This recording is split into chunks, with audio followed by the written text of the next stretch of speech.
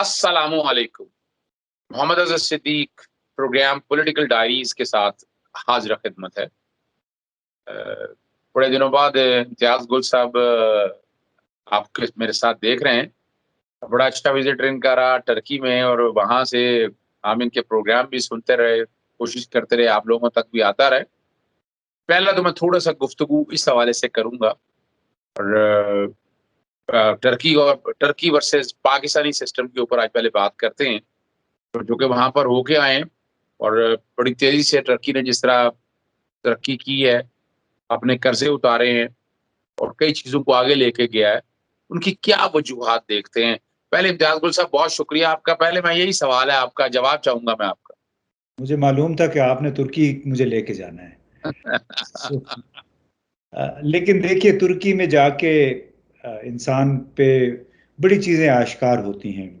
एक तो हमारे दोस्तों को मालूम होगा कि तुर्क बड़ी उनकी एक सेल्फ रिस्पेक्ट है, अपना बड़ा उनको अपनी सिविलाइजेशन पे बड़ा एक फ़ख्र भी है, और उसमें वाक़ईतन आपको वहाँ पे एक कौमियत नज़र आती है। हम पाकिस्तान में कौमियत तो नारों के ज़रिए लोगों के ज़हनों में डालने की कोशिश करते हैं, लेकिन वहाँ वाकई वो उस पर फ़ख्र करते हैं, अपने सकाफ़ती विरसे पे। अब उसमें गुज़श्ता 100 बरसों के दौरान तुर्की के जो रंग हमको देखने को मिले हैं, पहले सेकुलरिज्म तो चला, लेकिन जब अतातुर्क साहब जो उनके फाउंडिंग फादर थे, उनकी जब लेगेसी कमज़ोर होना शुरू हुई, तो फिर हमने देखा कि कैसे 1970, 80, 90 की दहाइयों में बड़ी अंदरूनी खलफशार का शिकार रहा तुर्की। सियासी तौर पे अदम इस्तेहकाम था, कभी एक हुकूमत, कभी दो जमातें हैं बुनियादी तौर पे, और उन्हीं के दरमियान हुकूमत जो है वो चेंज होती रही। लेकिन फिर एक AKP पार्टी आ गई 2002 में, और वो इतनी अजीब सी बात है, हमें लगता है कि शायद पाकिस्तान भी उसी रास्ते पे चला हुआ है। वो इसलिए कि वहां पहले जो दो पार्टियां थीं वो रिवायती पार्टियां थी, बिल्कुल जैसे पाकिस्तान में मुस्लिम लीग, उसकी मुख्तलिफ शाखें, और पीपल्स पार्टी। लेकिन हमारे यहाँ एक PTI आ गई आज से 20-22 साल पहले। इसी तरह वो 2002 में वहां पे AKP पार्टी आ गई। AKP पार्टी 2-3 पार्टियों का मजमुआ थी, जो कि बुनियादी तौर पे दाएं बाजू की सियासी मजहबी नौयत की जमातें थी, और एर्दोगान और फतेहुल्लाह गुलन उसके रूह रवा थे। अब 2002 के बाद से जिस तरह ख़ासतौर पे एर्दोगान साहब जो उनके अब सदर हैं, मईशत को जिस अंदाज में उस्तवार किया है, बिल्कुल अपने एक कौमी मफाद के तहत, करप्शन की भी बहुत कहानियां हमें सुनने को मिली, लेकिन वो ये है कि गुज़श्ता 20 बरसों के दौरान वहाँ की मईशत इतनी मुस्तहकम हुई है कि अगर आप डॉलर टर्म में देखें तो लीरा, कभी जब मैं पहली दफ़ा गया तुर्की 11 साल पहले, तो $1 के बदले में 2 लीरे मिलते थे, वहाँ की करेंसी है। आज $1 के बदले में 8.5 लीरा मिलते हैं, यानी इतनी उसकी करेंसी की कदर गिर गई है। और उसकी बड़ी वजह यह भी है कि एर्दोगान साहब ने बराह रास्त अमेरिका के साथ टक्कर ले रखी है। जब उनका दिल आता है, जो उनके दिल में आता है, वो बातें करते हैं। तो इस वजह से करेंसी की कदर गिर गई। लेकिन मुल्क के अंदर, चाहे वो सनती शोबा है, चाहे ज़राई शोबा है, चाहे सर्विसेज सेक्टर है, उसने बड़ी ज़बरदस्त तरक्की की है। यानी तुर्की बहुत सारी बेशुमार चीज़ों में खुद कफील है।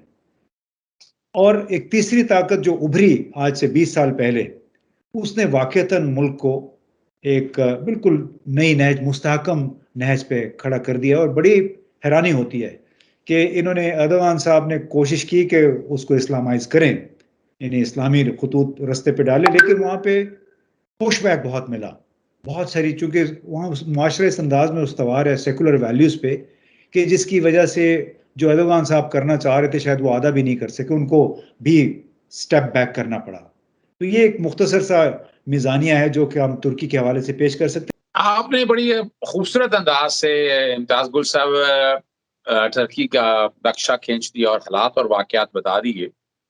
यानी वहां भी रवायती सियासत खत्म हुई तो तब हालात बेहतरी की तरफ गए। पाकिस्तान में भी अभी रवायती सियासत खत्म हुई है, लेकिन बड़ी मुश्किल है यहाँ। वजह क्या है, यहाँ के 3 निज़ाम जो है ना वो आड़े आ रहे हैं। एक तो आपका ब्यूरोक्रेटिक निज़ाम, کہ وہ کس طرح چھایا ہوا ہے، کس طرح سسٹم کو دھمک کی طرح چاٹ رہا ہے۔ دوسرا جو میں سمجھتا ہوں کہ ہمارے ہاں میڈیا جو ہے وہ آؤٹ آف کنٹرول اس کانٹیکس میں ہے کہ یہاں مثبت جو پوسچر ہے نا وہ نہیں آتا، اور یہاں جھوٹ بہت بکتا ہے۔ تیسری جو میں سمجھتا ہوں چیز کہ ہمیں وہ جو اسٹیٹسمین کی جو آپ نے قومیت کی بات کی ہے نا، اس کا فقدان ہے۔ میں تینوں سوال آپ کی طرف یہ بتائے میں نے اس لیے ہیں، آپ کیا سمجھتے ہیں کہ پاکستان کو وہاں تک پہنچنے کے لیے یا ان تین چیزوں کے لڑنے کے لیے عمران خان کو کامیاب ہو جائیں گے، یا آپ دیکھ رہے ہیں کہ یہ حالات ایسے ہی چلتے رہنے ہیں یہاں؟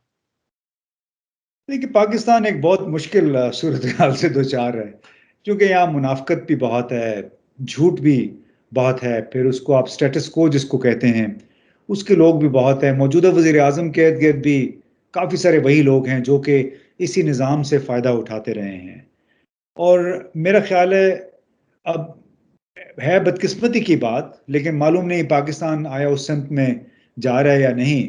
جو بنگلہ دیش میں ہوا ہے، جو ترکی میں ہوا ہے، وہ یہ کہ چونکہ 2002 سے AKP پارٹی جو ہے، جسٹس پارٹی، وہ برسر اقتدار ہے، تو اس نے رفتہ رفتہ ہر شعبہ زندگی میں اپنے ہم خیال لوگوں کو داخل کیا ہے، چاہے وہ عدلیہ ہے، چاہے وہ میڈیا ہے، چاہے وہ گورنمنٹ ہے، چاہے وہ تعلیمی ادارے ہیں، اور اپوزیشن کا کلا کما کر دیا ہے عملاً۔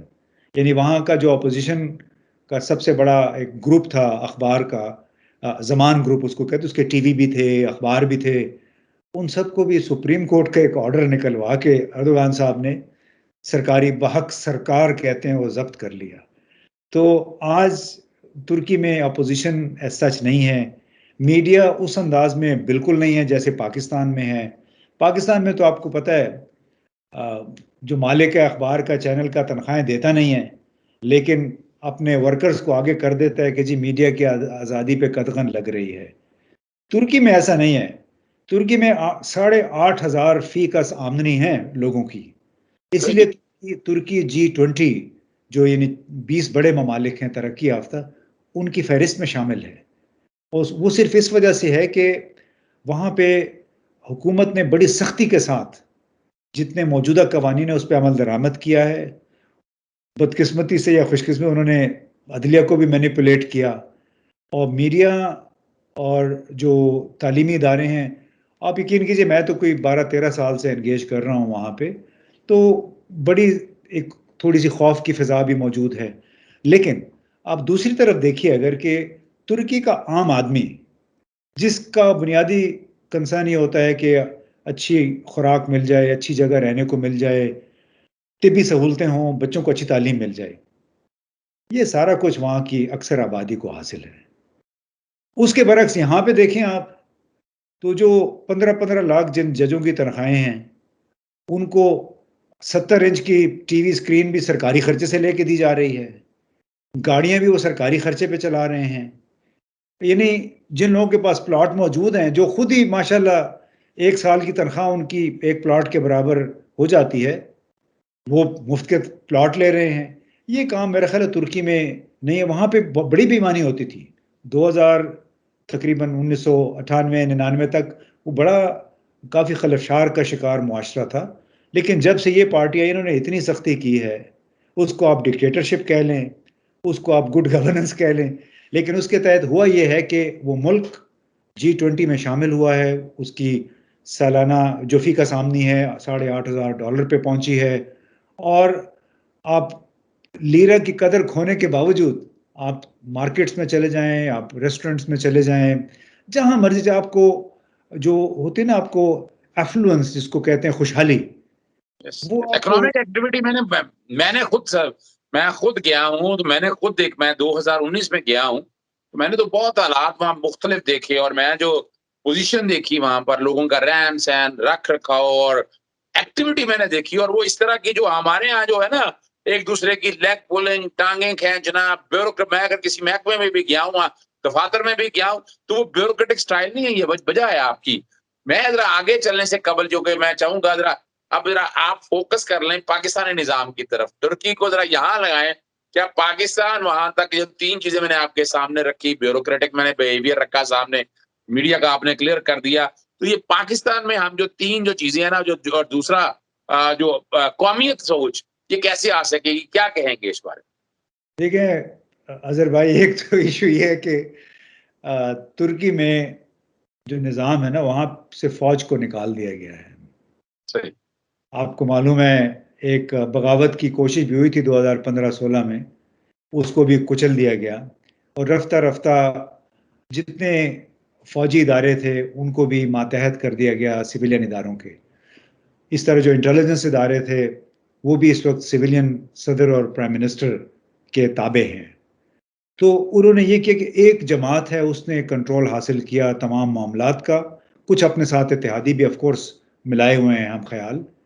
تو بالکل اس طرح کا ایک نظام چل رہا ہے جس طرح کے سامنے کمیونسٹ پارٹی آف چائنا ہے، کہ ان کی بالکل ایک یکسوئی کے ساتھ ایک پالیسی مستقل مزاجی کے ساتھ پرسو کر رہے ہیں. اور جہاں پہ بات آتی ہے ترکی کے قومی مفاد کی، وہاں پہ وہ پرواہ نہیں کرتے کہ امریکہ ہے ہمارے سامنے یا روس ہے. اور ایک اور بڑی بات، ہمارے جو حکمران جس وقت جو ہمارا وزیر اعظم کر رہے، جیسے ایبسولوٹلی ناٹ بڑا مشہور ہوا تھا کہ انہوں نے کہا کہ اڈے نہیں دینے، ایبسولوٹلی ناٹ. تو اس طرح کی بات کہنے والے ترک لیڈر ہیں اس وقت.